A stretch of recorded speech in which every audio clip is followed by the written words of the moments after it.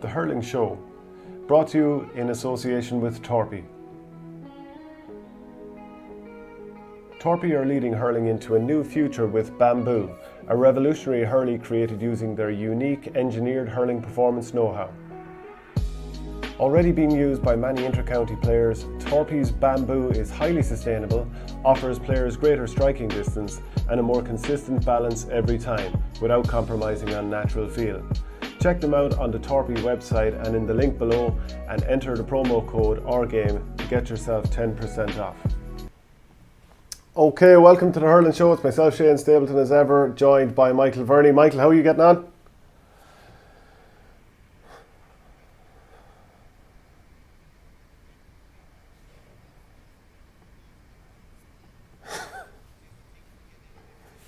Well, with John Conlon playing centre-back these days, you won't have to worry about him going for goal.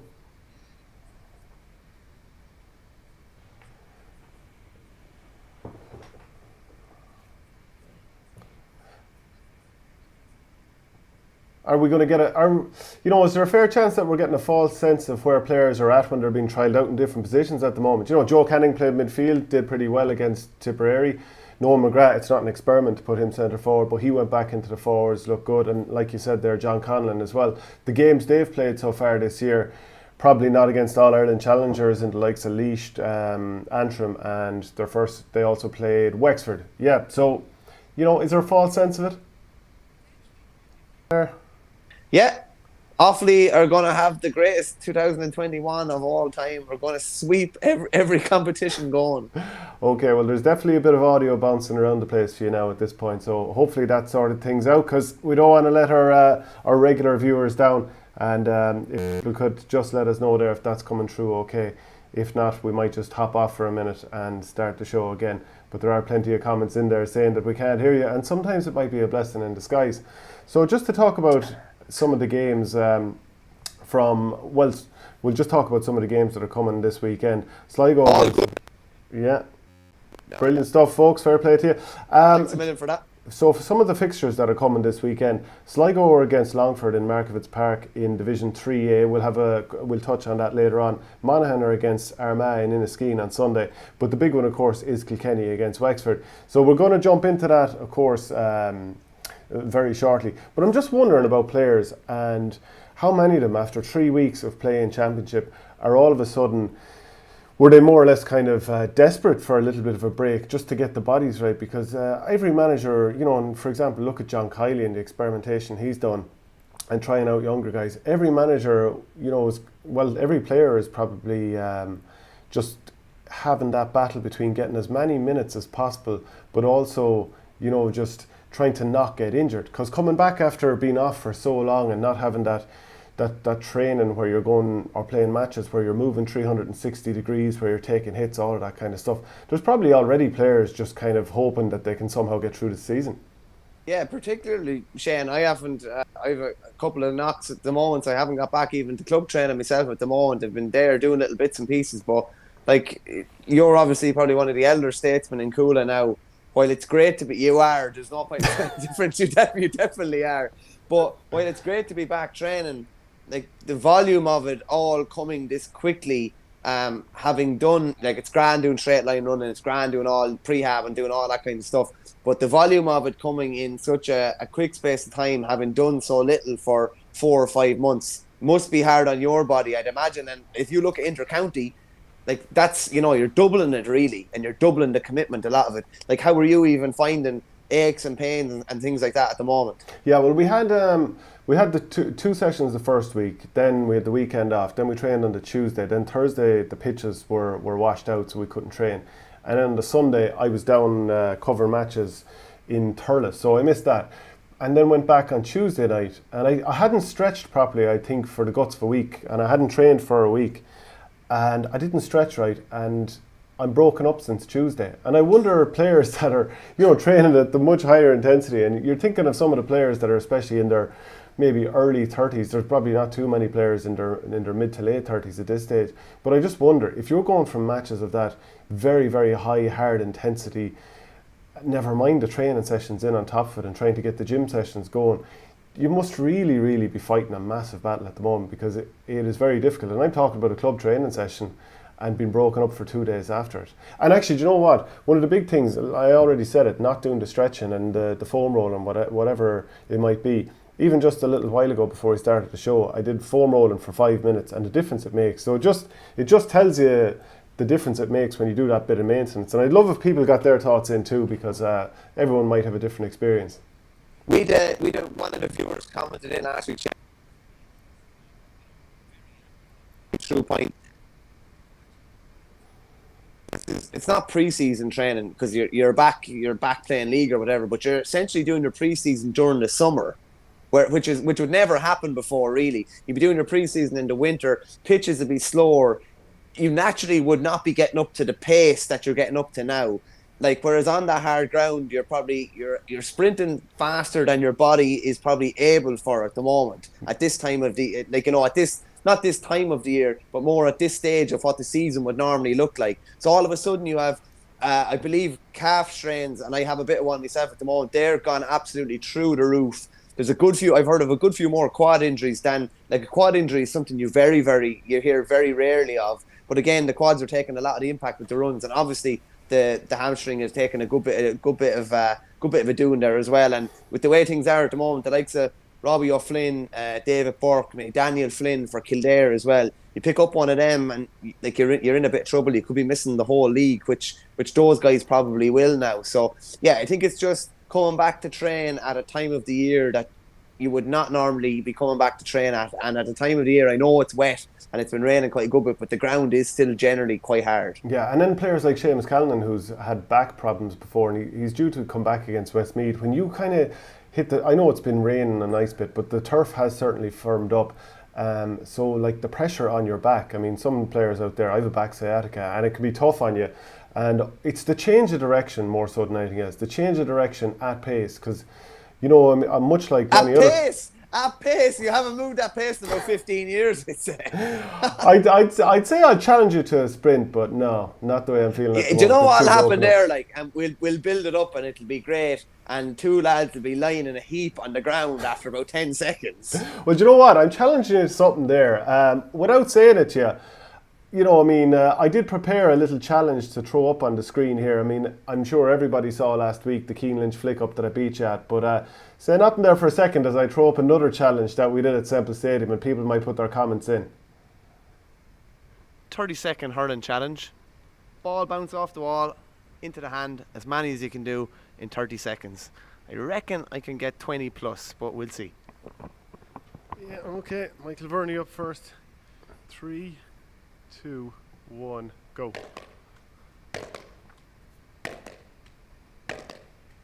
6, 7, 8, 9, third of the way there, 10, 11, 12, he's going alright, 13, one-sided, 14, 15, 16, 17, 18, 19, looks under pressure, 21, 22, 23, 24, 2 seconds left, 25, done.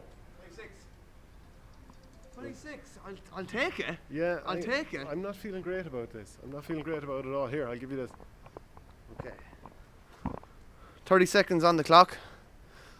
I stayed on the one side because it saves time. That's why they did it. Okay, ready? 3, 2, 1, go.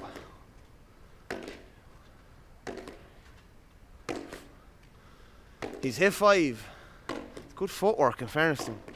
7, 8, 9, 10. All we need is one little mistake here. Oh, and that's it. And that is it. Good luck and thanks. Thank your mother for the rabbits. That is the end of that. He's at 15 at the moment. The alarm is just about to go off. He got overly confident, and that's the end of that. Unlucky. Did you hit 20 even? That's poor. But sure, listen, you can't win them all, lad. Yeah, I'm fairly sick with that. It didn't go my way, but sure, look. Actually, send in your videos and see how many you can get. Juvenile training, they tell you, never take the eye off the ball. You took the eye off the ball. I topped it with the... It's me hurling. No, I hit it with the top of the pole. Look, I've no one to blame on myself. But sure, anyway, we tried. That's one for the good guy. Yeah, tough to take. Yeah, that hurt. But you know what? I knew you were eventually going to start looking publicly for some of these videos where I lost to be put out there. So there you go. But I don't. I couldn't actually hear it. I hope the viewers could hear it. And seeing you.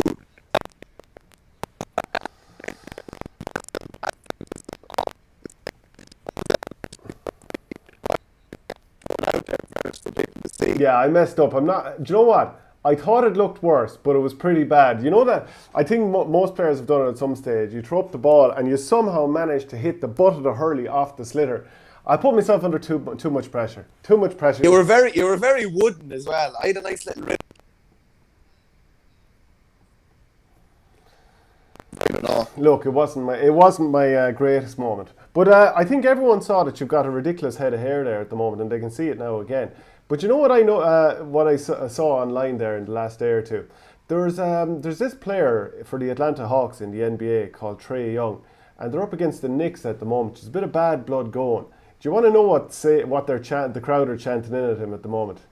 Wow. His name is Trae Young. Trae Young's balding. You can start to see he's balding a little bit. I think he's 22 years of age, and he's in I presume it's Madison Square Garden, and they're actually chanting that in at him. What's the word? Has he got loads of hair, but he's just balding? Is it? Yeah, it's going that way. Isn't that absolutely cruel? Yeah. Like we've probably like, had some bad chants in the GAA over the years, but my God, that's bad. It's like, do you ever see Kingpin with Big Ernie McCracken? He's got a lovely head of hair, and then he starts bowling and playing, and all of a sudden it's just this massive circle at the top of his head, and his hair has gone everywhere. Oh, I know it well. So let's talk about Kilkenny against Wexford this weekend.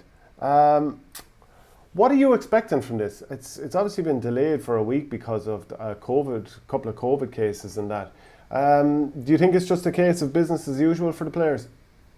Yeah, I think so. It's obviously a week closer to when they're probably going to meet in a Leinster semi-final. I know Wexford have to get over Laois beforehand, but they're down to play. I think it's on the 3rd of July. So it's a week closer to that game.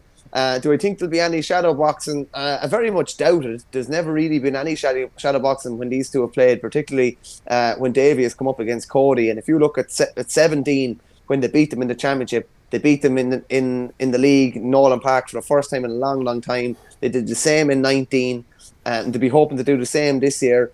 They didn't do it. They weren't able to do it in 18. So I think they'll try to set a marker. Wexford have got probably 2 good results. There was a lull period against Laois, but they still put up a very good score and finished convincingly. Like, it looked for all the world that they were in big trouble against Clare, and that Davy was going to go winless against Brian Lohan again, and failed to go back to Clare and win once again. But there was probably some mitigating circumstances with Liam Curry getting sent off, but they found a way and got a result. So I don't see either of these holding back too much. I was just doing a bit of research on the game, and it's just like Cody never wants to lose to Davy and vice versa. Like, I was looking back at the 2018 Walsh Cup final. I remember the first ever game that went to a 65 shootout or whatever at the end, and Cody, they were all terrible, weren't they? Oh, they were brutal, yeah, like really, really bad. And Lester Ryan was actually playing for Kilkenny the same day, and I know him from college. He's unbelievably skillful, and he just completely duffed the 65. I think somebody else did the same for Kilkenny too. But Cody got sent to the stands during that game.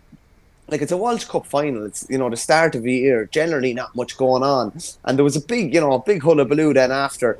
I just got some quotes from Davy here. He said he was shocked and disappointed at Brian Cody's insinuation that one of his players tried to influence the referee to get Kilkenny players sent off. This was after Richie Reid had been sent off, and Cody said there was a Wexford player roaring and bawling to the referee about his helmet. And then Davy Fitzgerald said, "I'm very disappointed at Brian's attitude afterwards. Very surprised. I could say a lot." This is a classic Davy line. "I could say a lot, but I'm not going to go on. It often happens that we get upset, believe it or not. I'm a bit disappointed in the way he was. He hasn't lost that often in the last 15 or 20 years. I'm a bit disappointed, and I don't think there's any need for that. But he has to say what he has to say. Who am I to tell him what to say or what not to say?" Like, this was over, a Walsh Cup final 3 years ago. So do I think they'll be going at reasonably full tilt at the weekend? I do. Sure, these things can happen in challenge matches. We've heard about the famous Armagh against Dublin game where a couple of lads were, supposedly boxing the heads off each other. Like, when the blood is up in physical games such as this, you can't really fully have a friendly or a challenge match in the likes of rugby, soccer, GA, that type of thing. Soccer, which I'm sure you've played lots when you were young as well. I mean, that can happen there and you can go through the motions, but not in a sport. If you want to get anything out of a game, Shane, there has to be potentially that bit of needle. And coming into that World Cup final in 2018, Kilkenny had been beaten, as I say, in Nolan Park for the first time, and I think it was 60 years or something by Wexford, and they'd beaten them down in Wexford Park as well. And there was talk that Kilkenny couldn't adapt to the sweeper. So Cody was at fairly high pitch, and I expect there to be plenty, to be fairly boisterous on the line at the weekend, and all focus will be on them this weekend as well, which is great because there's no other really high level hurling on this weekend. Yeah, I'm going down to the game. It's generally a pretty good game between these two teams, and like the way the Leinster Championship has been set up this year, they could end up meeting again. So do you sense that these two teams will go as full strength as possible, or will there continue to be a bit of experiment? And like, if you look at some of the players that Brian Cody has put out this year, he's obviously trying to find new players. So Dara Corcoran, he played early on in the championship, wing back from Ballyhale. He did well against Dublin the first day out. David Blanchfield has played he's had game time as well. James Bergen, he's impressed in some of the games he's played. And maybe he'll nail down a starting spot this year. As we know, Colin Fennelly, for example, very different type of player. He's no longer he's certainly not on the panel this year. So do you expect to see as full strength as possible, or continue to experiment?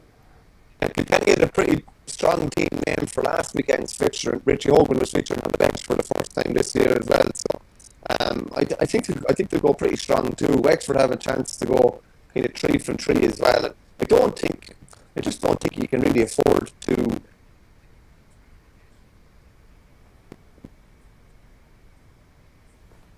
and generally have that really strong core of players. Like TJ, by all accounts, was rested against Antrim. Like there was no any injury or anything that played. It was just generally rested. I know Brian Cody said he had a bit of a groin injury. I don't think there was anything major at all. If it had been rested or anything like that. Interesting, like we talked there about like the rivalry between the two of them. Davy has always said and always proclaimed against. He just always said, one of the things I admire about Brian Cody, he's no shrinking violet. He definitely isn't.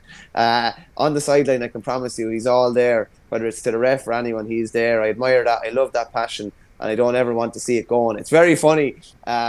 Anytime I'd ever watch a game, it'd be rare enough now that I'd be at home on a Sunday watching a game.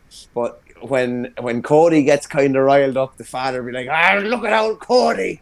Because he always has usually when he gets animated, his head goes like abnormally red as well when he gets animated. But I love that. I love seeing him getting animated. Remember the time Sheedy ran into him on the line in Semple Stadium? Remember when Anthony Cunningham stood up to him at the end of the 12 All-Ireland final, I think it was. Like that's what you want to see. Like that's the animation and interest you want to see from managers. Yeah, absolutely. And I think there's no reason that we mightn't see it this weekend, even if you look at Davy Fitz and his interest in the league. I think it's definitely one of the things where he looks back on with Clare, was winning that league title in 2016, if I remember correctly, against Watford after a replay. That's something that I think he's referenced anytime he's asked about his Clare tenure. But even when he got involved at Wexford and that Jason Ford kind of thing that happened in the league semi-final down at Nolan Park, it just shows that there's no game that's not worth winning. And like Kilkenny have won league titles in the last couple of years. Their main focus is winning championships.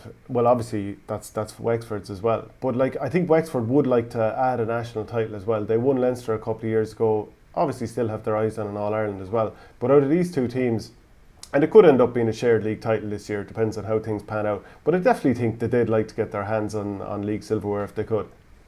So how many titles are you challenging for every year, Shane? Like if you can, particularly it's different. Like if you're a Limerick, you're coming off the back of winning everything last year. That's probably going to be hard to do, and maybe motivation is going to be hard to keep up for the whole year. But for teams like Wexford haven't won a national title since 1996. Like, do you know what I mean? Of course you're going to go for it.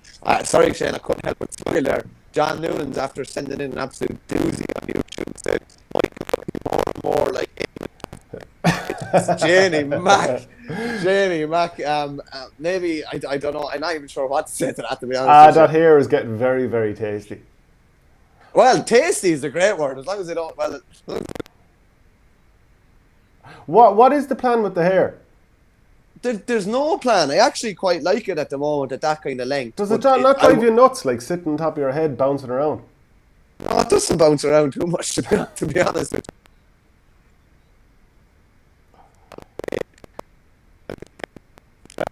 No, I leave it for. So do you think the likes of Walter Walsh needs to work his way back into this team? I know he's been injured recently. For Kilkenny to really just have more ball winning capacity in that forward line, like TJ Reid has obviously come into it, and actually him being rested, maybe that's a symptom of what I was talking about earlier, of just all of a sudden coming back to twist it and to turn, and he's 33 years of age. So for someone like him, Brian Cody has to mind him.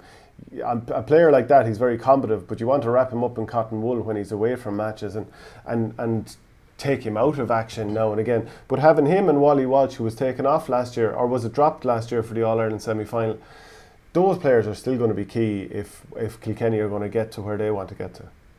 Massive. Wally probably has a big point to prove after last year, as would Colin Fennelly if he started a good few of the earlier games and then was obviously dropped for the semi-final. Came in and made probably an early impact.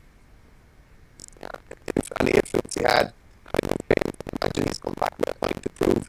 I think he's got a quad injury at the moment. Hasn't featured in any of the match day squads yet, to the best of my knowledge. Interesting as well, Shem, we haven't seen Conor Delaney yet, and I believe he's under the championship even this year. He's got a quad injury, a fairly serious quad injury, I believe, too. As I said, we're only looking at like 5 to 6 weeks before they play that Leinster semi-final, so he's going to be under pressure, and he'd be a massive loss because he was one of their best players last year.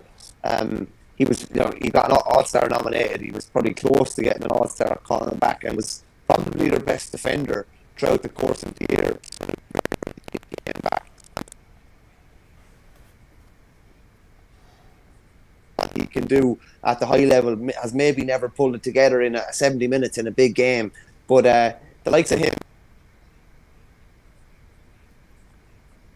and obviously up to the level that they think they can. And the thing with Billy Ryan is just from looking from a distance, he looks like he's 6 foot, maybe 6 foot plus. And when you've got that sort of pace, he's come on an All-Ireland final against Tipperary. I think I remember him getting a point or two as well. He's the sort of lad who's probably already shown an aptitude for this level. Oh, without a doubt, yeah. Like the glimpses I've seen of him, he actually has a very good hand on him as well. And I've seen him snap high ball too. He's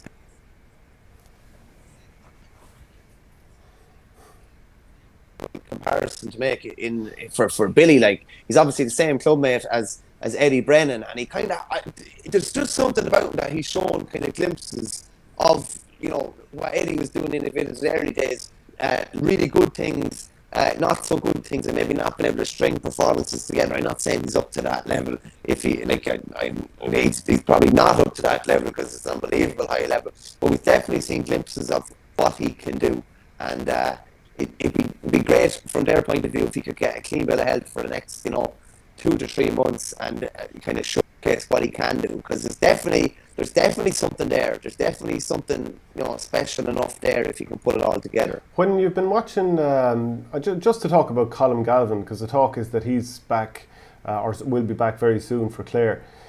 He came on the last day. Went over my head that he actually returned the last day because it was kind of a low-key game. He came on near the end the last day against Laois. Yeah, and I mean, there's obviously a lot of talk going on around Clare at the moment, and what happened even with the county board meeting the other end, and accusations flying this way and that, and just so much disharmony, even going back to what happened, all the reports of Caherlohan, the training centre last year. And it just feels like there's a lot of negativity going on there. Even Brian Lohan talking about Wexford, did they nominate the players that had to be, taken out of the game for the last day against Laois and all this kind of stuff. There's so much negativity going around. Yet on the field, there are players stepping up, like Colm Galvin. If he can get back to 100%, what an addition he is, considering last year he got to an All-Ireland quarter-final without him. Tony Kelly's obviously missed the last day because of dead leg, as far as I remember. But you have Aidan McCarthy who's stepping up, and not only is he knocking over the frees in Kelly's absence, but he's also scoring a few from play. He was very good against Wexford the previous day. Diarmuid Ryan is stepping up.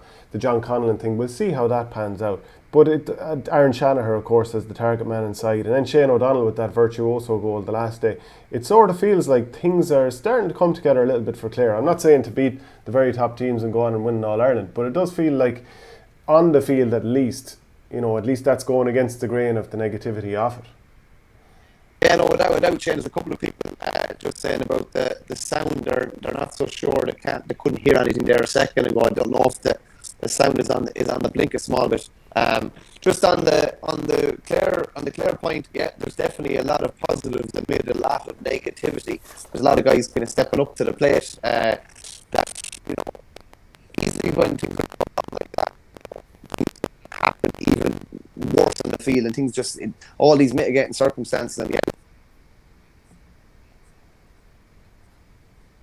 yeah, Brian Lohan now looks like, I'm still not convinced about John Conlon at 6, but he probably thinks he has, one of his wing backs in there for the championship somewhat. And there's been some really good performances, even in the defeat against Antrim. There were plenty of good performances that day. Diarmuid Ryan in particular, and as you say, Aidan McCarthy's really stepped up to the plate. A player who looks like he has an awful lot of potential. And there's definitely a lot of good things happening in Clare, despite not a week goes by where you don't hear something negative. This week has been probably particularly controversial, and even there was, I think there was comments about that kind of board meeting last night, that kind of board. But the on-field stuff has been decent enough from Clare, all considered. Yeah, and just actually when you're speaking about some of the players that we're going to talk about as emerging talents, Mark Rogers even coming through at Clare. He seems to be a guy who stepped up, did well against Wexford the first day, came on again the last day against Laois, and like he looks okay. And who else of the younger players have started to stand out for you? I have to say Alan Connolly from Cork is one that I've definitely been very impressed with. Got 2 goals against Waterford the first day, got a couple of goals again the last day in a very, very heavy win over Westmeath. And even when he came on against Tipperary, he got a point, won a free, looks very good. Yeah, no, there's been a decent amount of young players kind of making that kind of step up in the league. Brian McGrath would be an obvious one, I think, from Tip. He's played in a couple of different positions, but he was Paddy Matter started the last 2 games full back. But Brian McGrath was good, particularly against Limerick that first day. Seamus Flanagan was on fire. Maybe was in a bit of trouble early on, but really, really turned it around. I thought he was very good. He was good the second day as well. He'd be someone that I've really, really liked what I've seen. Funny enough, Limerick, obviously, Cathal O'Neill started against Galway. Probably didn't have his finest. I think he was only on the field for half an hour, but he's got kind of minutes under his belt now at that level, and probably realises what it's all about. Jan Mannion would be another one with Galway, who's been good in his 2 outings. He thought he was very good against Westmeath. He obviously saw the line the last day against Tip, which don't know if that'll put him down the reckoning a small, but he's obviously going to miss a game as a result of that, which leaves him. He can only feature in 4 of the league games out of 5, so he might go out with a reckoning there a small bit. But he's been another one. Irla Daly was obviously nominated for Young Hurler of the Year last year. He was brilliant. He was brilliant the last day against Limerick. Obviously got a retrospective ban after for his part in the Kyle Hayes sending off and the aftermath of that last Sunday in Walsh Park. So he's going to miss the next day as well, which will be a loss, because he's just kind of bedding in defence there. They'd probably be the obvious ones, but I would say probably it's funny enough the way you would have said it. You wouldn't have thought maybe that many new players would feature in this league because it's so close to the championship. But there's a fair few new names there, bedding down places and kind of really making a name for themselves. I think another one is Andrew Dunphy of Dublin, St. Bridget's player. Yeah. He's been in the full back line. He's done quite well. Donald Burke is obviously, he's still pretty young, but it's not like he hasn't been on and off the scene. Obviously, he took a summer off a couple of years ago. Last year he came and he got a good haul against Laois the first day, and I think he got a nice few scores against Kilkenny the second day out as well. He's another player who sort of stepped up and done pretty well. Some of the other talking points that we've had as well from viewers. Mark Tobin, he said, regulation in terms of the size of the boss of the hurley and the weight of the sliotar. I love a long range point as much as the next lad, but when a county player can stroke over a shot from play or a place ball from their own 45 or even further back, it needs to be looked at. And I think I am sort of coming around to it that, is there not this thing that there is supposed to be a size that a boss is supposed to be no bigger than, and maybe maybe it's got to the stage where people are colouring outside the lines on that. Oh, well, it definitely is. Like, even when, remember the talk years ago when Davy Fitz was using that big, huge goalie hurl, like it was like a spoon, and even like Damien Fitzhenry would have been using quite a big boss as well. There was talks of them being, measured and regulated because, it was like they were monsters. And even, do you remember when there was, I think there was it 11 or 13 Clare guys on the goal for one of Nash's frees in 2013 replay? And they all had these monstrous goalie hurls. The bosses were absolutely huge and they still couldn't stop it. But the outfield hurls, as a kind of consequence of maybe even the goalie hurls getting bigger and the sweet spot getting bigger, the outfield hurls, like a lot of them have a massive, massive sweet spot, big, huge boss on them. It's hard to regulate. I know I mentioned that on the Monday show. One of the lads from Borough had said that maybe they should be not inspected, but the referee should check the hurls at the start of the game. I don't know if that's a runner really. Would there have to be an edict to all hurley makers that all hurley makers, when I call them hurley makers, I'd always normally call it a hurl, but hurl makers doesn't sound right. I got slagged off the other day for calling it, because I called them hurley carriers. It just doesn't sound grammatically correct to call them hurl carriers, but it is, just for the record, it is a hurl and not a hurley. But I don't know, would there have to be an edict to all makers of ash that they could only be making bosses of a certain size? But I'm not sure if that's realistic. I think what's more realistic is to probably increase the weight of the ball a small bit, just to make what used to be sublime, a long distance free. It's just become the norm now, really. Just one quick suggestion, Shane, and I've probably said it before, like, I hate seeing like a free 45 yards out for Tipperary, 45 yards out from their own goals, and Jason Ford lobs back and it takes him 30 seconds to get to the ball, and it's the same with Patrick Horgan, Joe Canning or whoever, and they take the free or whatever, and it's just the game is stopped. That actually happened the other day, straight away in the Tip game. Free within about 10 seconds, and Jason Ford came out and it was probably about 50 seconds in before he hit the ball. Wouldn't it be interesting, even it just trialing that, like, maybe anywhere on the pitch, whoever is fouled hits the free. Just like they're bringing in all sorts of mad kind of different things. I don't think that would be the maddest thing in the world. If anything, there would be more of a placement on skill. But I'm not sure what you think of that. Yeah, I don't mind that one. Do you know the old rule in Gaelic football that you used to, if you won the free yourself, you could take it out of your hands, but if someone else was going to take it, they took it off the ground. I seem to remember that when I was a young fella. But also the maker-taker rule I don't think is a bad idea. If you have the mark in football whereby you have to take it yourself and you have 15 seconds supposedly within which to take it, that would speed up the game. It would stop defences having time to sit back if you did want to go for a quick one. Because like the odd time you see a player go back and they stand over the free for 20 seconds and then they go for a short one anyway. If they're just outside their range, or if the wind they feel is going to stop them from knocking it over. So I think that would add a bit more of an interest level to it. Because I think imagine the chances of me and you potentially being a hero at some stage, which would never normally happen. There could be an opportunity for that. There could also be an opportunity for us to throw up the ball and miss it, or completely miss it free as well. Well, actually, it's funny you should mention it, because obviously I did the copycat. Oh, I know what's coming here. Yeah, well, look, the viewers don't. You scored in an under 10 match. No, nothing like that. No, I was going to say, myself and Nisha Waldron did a copycats this week of the Canning to Cooney sideline and point over the bar. Well, the point over the bar was the more problematic part, as it turned out, so you can check that out. But we also attempted the Jason Ford free, so that video will be coming out next week. So it's inside it was between the 45 and 65 in his own half on the sideline. It's actually about 100 yards, I'd say, because you're allowing for the angle as well, the extra distance to come in towards the centre of the pitch. But by God, I haven't hit too many frees in a match. I think once in a challenge match in the sheets of rain down in Bray, a challenge match against someone or other, and I lifted up. I nearly missed. I was on the 21 and I said, you know what, I'll take it. I'll get a score on the board. I was in the forwards. Nearly missed the thing from the 21. Would you have taken many? Maybe when I was younger and that. Maybe when I was younger. But I just think it increases the how should we say, the chances of like strange things happening in game. A cornerback could win a free and then he has to hit the free. He might only be used to hand passing the ball. I think everybody would have to be more skillful as a result of it.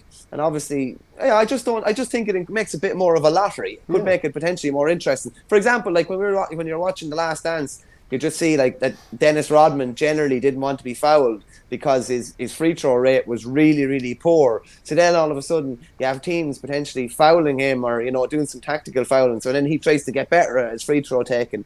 And it's sort of the same, like Shaq's percentages I think were like below 50% for free throws, but I'm sure he tried to get an awful lot better when he realised the teams were fouling him out. I just think it would save time, and I think it would make the game more interesting, and I think it would place more placement on skill as well. So I definitely think if we're trying all these other things, I definitely think it's something that would be worth doing. And don't forget Wednesday night, the Europa League final, it went all the way down to the goalkeepers hitting the penalties, and the drama was unbelievable. What a finish. I think it was the only bit of drama in the game as well. It was the saving grace, really. It was a bit of a shocker. So people, let us know what you think of that. We'll jump on to the next question from Pip. Should Division 1 of the league be split into two proper divisions? I.e. you have to win 1B to get promoted to 1A.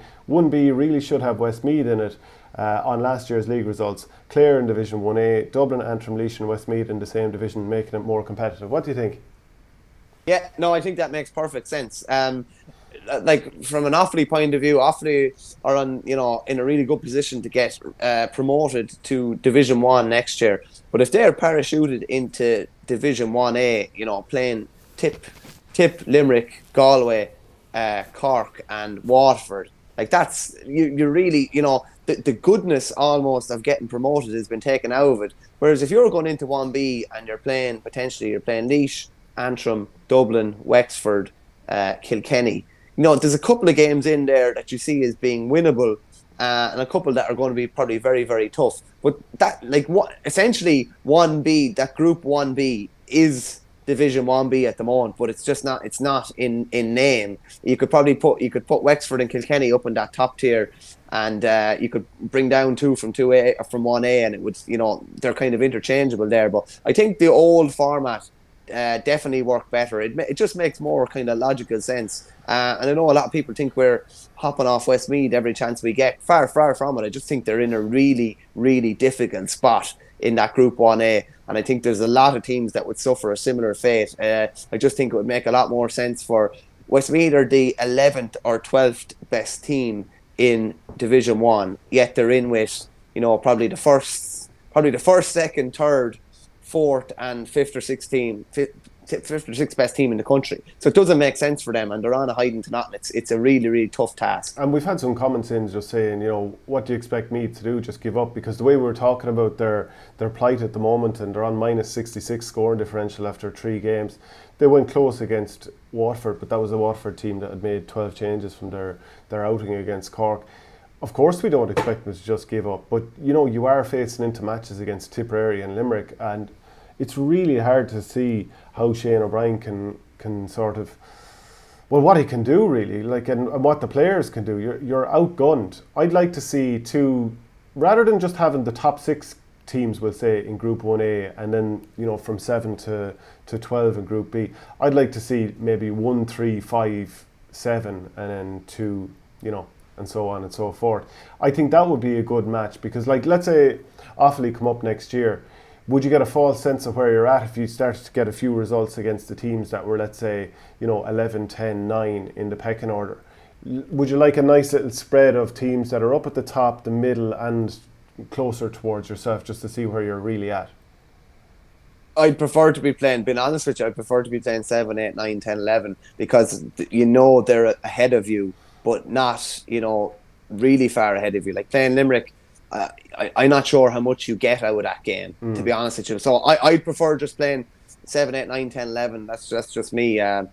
Adrian McGrath is abusing me on YouTube. This is definitely not the case, but he said it's not the weather that's affecting my sound. Apparently, it's cheap petrol station earphones. I suspect. I can assure you, Adrian, that these are Apple earphones. There are no freebies. There are no petrol station jobs here.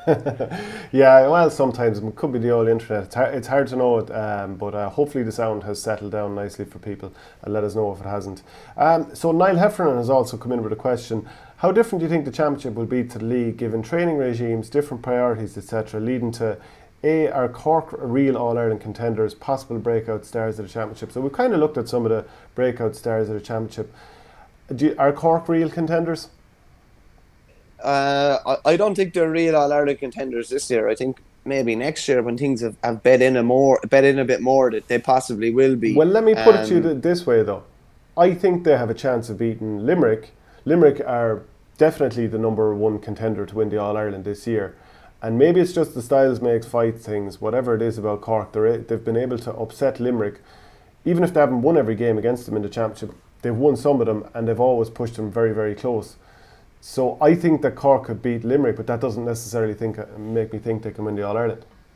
Yeah, I'd be similar to that. They obviously have a real good record against Limerick. Yeah, without a doubt, should have beaten them in that 2018 All-Ireland semi-final. Will they be able to put three to four big performances back to back against different styles of teams that will throw different things at them? I'm not so sure, and they have a good few guys that are still relative rookies at inter-county level that will probably have to earn their crust before they're in that position, maybe an All-Ireland semi-final or final. Saying that, one of our viewers did get on last week and said that Cork were inexperienced, young and raw when they won in 1999, and they most definitely were. And I remember being up in Croke Park when they played Offaly in that semi-final, and going into it, you're just thinking Offaly's experience. They've all the experience. They won the All-Ireland in 98, and they were just run off the field by this unbelievably enthusiastic, energetic, pacey Cork team. Can the same happen this year? I think I'd be the same as you. I think they'll take a big scalp at some stage. Do I think they'll be able to put 3 or 4 back to back and win an All-Ireland? No, I don't think so. This could actually be a summer where losing early and kind of learning a lesson about your team and finding out who are the players to stick with and not could actually stand to a team. Now, maybe not even in your first performance. It'd be nice to, let's say you were in a Munster semi-final or a quarter-final, for example, Waterford. You win your first game against Clare, then maybe Tipperary beat you in the next round, and you learn a nice bit about yourself, and then you go the long road, and maybe you're in a better position in the long road. I think that could happen this year, and the same maybe for Cork or Limerick, because the managers have to be really honest about what's working and what's not. Yeah, well, Tip were beaten early in 2010, as you well know. I think it was probably a Munster quarter final. They were beaten in the Munster final, obviously, in 2019, and beaten well, and they were beaten well in both those games. 2010 and 2019 had to force probably a radical kind of change or a shift. They eventually, we've kind of said this, the 2 All-Ireland Sheedy is one he's almost stumbled across what was the best combination. So that could easily happen again this year with another team. It could easily happen with Tip again this year. With the not shortage of league games, but with how close the league is to the championship, are you going to know your best 15 when you play your first championship game? No, probably not. Are you going to end up maybe switching a cornerback? Are you going to end up maybe switching a fullback, a midfielder, or whatever? You probably are. So, like, if you're looking at what sort of a team could maybe learn and go on a run, maybe a Waterford or a Clare, who were they're playing each other in the Munster quarter final, and the loser is out early and will not get a soft qualifier, but will play a team that they probably should be beaten in the qualifiers and potentially could learn along the way. So yeah, I don't see that. I don't see that as. I should say I do see that as a potential possibility to happen this year, that someone's just going to learn on the road and eventually fall upon what is the best combination. They could go quite far as a result of it. And just coming back to Niall Heffern's question, how different do you think the championship will be to the league, and training regimes and different priorities, etc.? If you reflect back on the weekend's football league, Monaghan, Armagh, Tyrone, Donegal, those 4 teams were playing against each other, and it was goal fest. And for example, well, we always think of teams taking the percentage option and fisting a ball over the bar or trying to work it in with a hand pass until someone can palm it into the net. But you had Michael Langan blasting a shot into the top corner from 20 yards. You had Peter Hart doing the same for Tyrone from about 16 yards. You had Conor McCarthy scoring a ridiculous hat-trick. And yet, when I spoke with Declan Bogue on the football show on Monday, he was saying he doesn't believe that the Ulster Championship is going to be anything like this. That teams aren't really operating with their sweepers or anything like that at the moment. That they're just kind of keeping everything under lock and key until the summer. So, do you think we're looking at, let's say, Galway and Tipperary last weekend? Did we learn much from that? Did we learn much from Limerick against Waterford? I think there's far less secrets in hurling than there is in football. Like, do I see Tip? Like, to me, like, Tip is probably the best example of a team that are really, really using the league to learn as much as they can and really batten down the hatches at the back. We know they've put up big scores in the past and are well capable and have some of the best forwards in the country. They've tended to concede big scores. So do I see Tipperary, for example, being different in the championship? I do, because I see the defence being tighter than it has been in other years. And as games go on, the attack could slowly start to resemble maybe what we saw in 2019. So I think that's a team that's using the league to, how should we say, get a base and maybe gloss over their inefficiencies and then go back to maybe, as I said, paper the cracks at the back and then go back to doing what we know they're really, really good at up front. Other teams, I don't know if that many other teams have held that much back, to be honest with you. I don't really know if you can afford to too much. Like, say, for example, that Ulster group of 4, football is a little different. Like, they are all guaranteed that they're probably going to meet at different stages up in Ulster. They're the best 4 teams in Ulster, so there might be a case of they're going out and freestyling and playing a different style than you'd normally see. Do I think that many teams are holding that much back in hurling? I don't really, but honestly, what are your own thoughts? Like, is there an obvious example of some team that you can see that's not doing something that, you know, that they're accustomed to doing or holding back? I'm not sure. Yeah, I'd be a little unsure as well. On the 1B side of things, I think it's quite difficult to tell. Are Kilkenny going to change too much from this? I don't think they are. Like, they're playing against teams that they generally seem to beat. This weekend will be a nice little test and we might know a little bit more about them.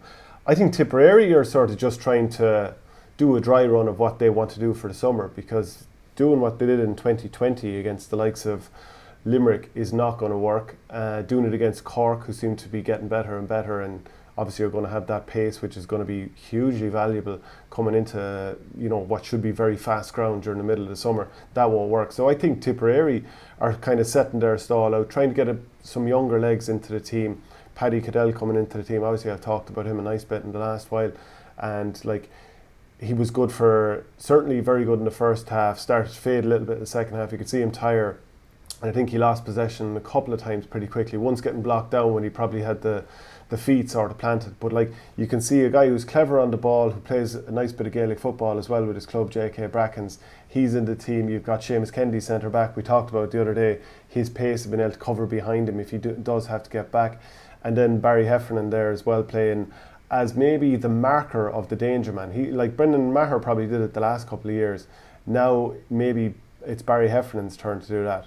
Now if we jump onto another team like Cork, are they going to veer too much away from what they've been doing in the league? No, I think it's a dry run. Run at teams, go for goals. If, you know, we were so frustrated with Cork for so long because it just seemed like they couldn't score goals and they were just going for points all the time. But it's been a real change in mentality and they're running straight up the guts. That's not going to change. Limerick though, I am interested to see what happens at Limerick, and more so how they pick their team than, like, their tactics aren't going to change because they work so well, and it's pretty much Kylie ball, as we used to call it, you know, or Kinnerk ball if you want, that they just use the ball around their own 65, own 45 until they can get into position to deliver to one of the inside attackers or run up through the centre with the likes of Grow and Hegarty. But I'm just more interested to see, does Kyle Hayes stay in the half back line? Does he? I don't think he's going to be centre back now, especially with Declan Hannon back. But will he stay wing back where he can be an attacking threat from deep, or does he go back to the half forward line? So that's the big question for me. How do Limerick rejig? Are they lacking someone like that in the forward line now? They might have got away without him last year, but it does look like they're lacking some sort of a spark up front. Like when Flanagan went off or was sent off the last day and Galan was under wraps, they had no real spark in attack. Do they need somebody like that? Potentially. Do they have a surplus of backs? I'd say they probably do. Do they have a surplus of forwards? I don't think so. It's basically been the 6 starting forwards and Peter Casey and maybe Adrian Breen and maybe Pat Ryan to come in. But say Adrian Breen has rarely started, Pat Ryan has rarely started. So if Hayes goes back up centre forward, all of a sudden that could be a completely different option for them. Who's been starting? Like David Reedy has played at centre forward this year. Would say David Dempsey, Conor Boylan, they've all been around the half forward line. I wouldn't be that surprised if we saw Hayes going back up to the forward line. Another thing, just on Niall's question, he just said, how different do you think Championship will be to the league given training regimes? Like John Kiley is adamant that they were behind everybody starting back training. I don't know how late they started back. I think Sean Fidd did an interview maybe a month ago where he said he basically took like the guts of 3 or 4 months off hurling and hardly picked up a hurl. Now it doesn't look like that when he goes out in the pitch, because he looks just like he's absolutely on the ball still. He didn't take any time out, but they are, and I know from anecdotally from talking to people within the Limerick camp that they are training heavy during the week, that they're playing a bit of catch up. Kylie's adamant that they'll be exactly where he wants them to be. I think it's the first weekend in July that they're playing Cork in that Munster semi-final. So that's only 5 weeks away. So they're obviously packing a fair bit of work in at the moment. Their last two games have been under par, maybe as a result of that. But they seem confident that they're going to have it right when they need to have it right. Just a reminder that we're brought to you by the Torpy Bamboo Hurley. If you want to get 10% off that, go to the website, which is linked in the description underneath the video, and use the promo code OurGame with all caps. That's for 10% Just an interesting off. question, Shane, because I know there's a lot of people using the bamboo now. Jerry Garcia, P.O. Box 1065, that's an interesting name. He just said, if the slitter is not changed, points from a puck out is not far away, and with a cool tech or a bamboo, it's probably already a reality. You can't score directly from a puck out, though. It has to hit off somebody else along the way. Yeah, but we'll just say the classic Stephen O'Keefe to the full back and back, like the two lads did up in Mayo last week. Yeah, Gerald Kelly. And even Billy Nolan dropped the puck out into the 6-yard box, more or less. Remember James Skehill did it a couple of years ago down in Wexford, I believe. So it is becoming it's becoming a lot more realistic now. It is the sort of play where you see if a team is playing against the breeze, you try and sit back.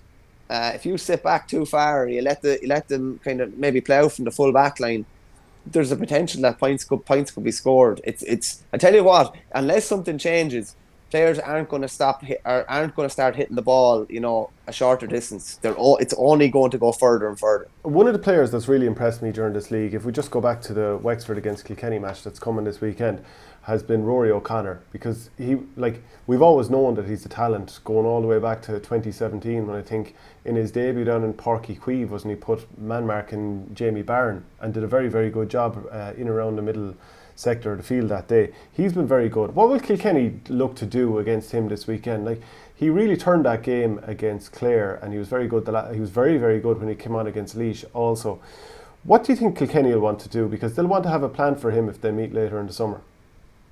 You kind of caught me off guard there, but if I was to say, for example, Conor Brown, he's been rezoned to the half back line. Yeah. He's the most likely. Yeah, he did a good job of, Kilkenny were all over Limerick, all over the field in that 2019 All-Ireland semi-final, which maybe made Conor Brown's job on Cian Lynch a little bit easier, but it did seem like he was all over him like a rash throughout that game. So maybe he has his card marked, as far as Cody is concerned, to be a tagger if one is required.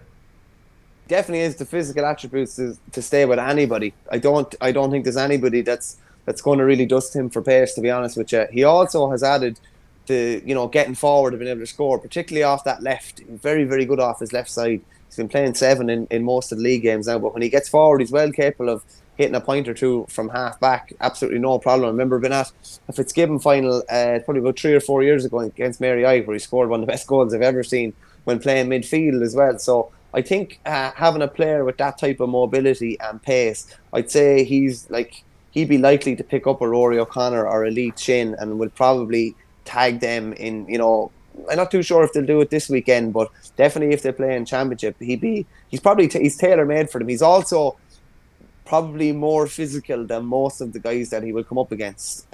He's really, really, really raw, really strong.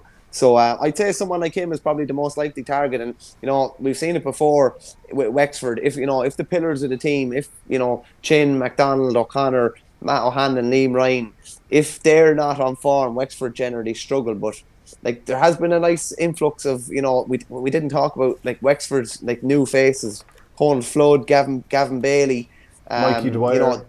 Mikey Dwyer. There's crucially for Wexford, we're talking about people and players that we haven't been talking about in previous years, and we haven't even seen much of Ross Banville yet. And I don't think Glenn Malone hasn't really played, having come over from the footballers. So from positively on a Wexford side, you're looking at like players that weren't there before and that are big options now.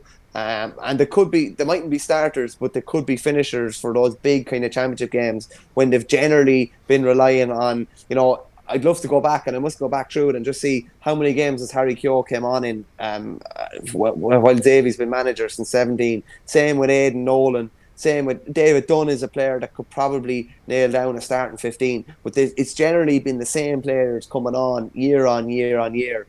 And I'd say they have a good few more options now this year than they've had before. And just a point that we were talking about beforehand. There's no training camps this year, obviously.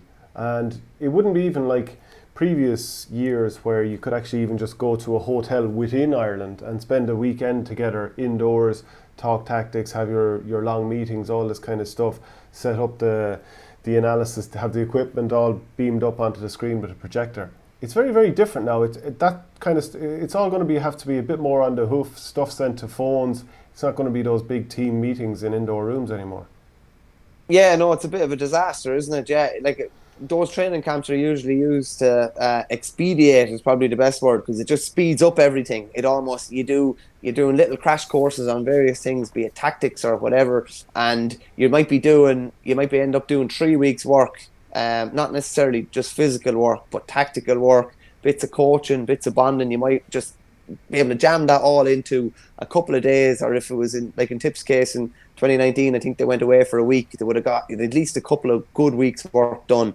And it's hard to say what the benefits of, it's hard to tangibly say what the benefits of, being with your teammates for 5 or 6 days like that, in that kind of warm weather environment, doing the training, bonding, maybe having a few drinks together, going for meals together the whole time, having a crack, all that kind of stuff. That's massive for, the camaraderie of a team. So I'd imagine, like, county managers, you see with club managers, you're having to be creative about what you're doing, be it Zoom quizzes or Zoom race nights or whatever it is. So county managers are going to have to be kind of quite tactical and quite smart in, they're not able to go on these training camps, but what can they do to kind of replicate that? I'm very interested to see if both Rory O'Connor and Lee Chin start this weekend. Do they both get a tagger? Because both seem to like to change their position at different times of the game. Even just if you watch Lee Chin, sometimes he's in his own 45 and then next minute he's up full forward, and maybe not quite the same thing with Rory O'Connor, but he moves around the pitch plenty as well, because he's very good at coming in from deep, but he can also face the ball and turn and go at you as well. So very interested to see what Kilkenny do with those particular players, and also to see, do we have a reprisal of the Matt O'Hanlon against TJ Reid rivalry that seems to have been going on for a nice number of years. I'll just touch on a couple of the other fixtures going ahead this weekend. Sligo against Longford in 3A. So at the moment Sligo are in second position just behind Tyrone. Armagh are on 2 points, Longford on 1, and Monaghan are at the bottom on 0. So Monaghan are against Armagh this weekend, and I think Monaghan recently, they played quite well against Tyrone, but kind of faded away towards the end of the game. At the flip side then, I think Armagh, they had a win against Longford the first day, and then they lost to Sligo last day out. Fintan Donnelly has been doing very well for them, but of course Monaghan are missing a few players like, say, Hugh Brennan, Brian McGuigan and Kieran McGurk. So we have that game and the Sligo against Longford game going on as well. So plenty of movement going on down the lower tiers as well. Yeah, plenty going on. All right, Sligo kind of surprised me last weekend. They were coming in cold, having been off the first weekend, and produced a big result. Longford obviously had probably the game of the weekend last weekend. It was 2-22 apiece against the Tyrone side that had played really well the week before. And even CJ McGorty got 2-4, the former Antrim Jewel star. He got 2-4 for Tyrone last weekend, and Damien Casey put up his usual score. Whereas, Monaghan and Armagh, I kind of expected Armagh to go well last weekend, and they were beaten by 9 by Sligo. So they'll be keen to get back on the horse again this weekend. Put two losses in a row, and you're basically out of contention there. So yeah, plenty two games of massive interest to those 4 counties involved. Anyway, as I say, it's far away from the bright lights, but it means as much as that to them as anything up in the higher tiers. Yeah, without doubt. Right, so that's it for the Hurling Show this week. Obviously, far fewer games going on this weekend. Apologies to anyone for the sound being a little bit ropey there towards the start or at different points, so we'll look to sort that. Just a reminder again that we're brought to you by the Torpy Bamboo Hurley. Use the promo code OurGame, all caps, to get 10% off. Thanks very much, Michael. Cheers, Shane.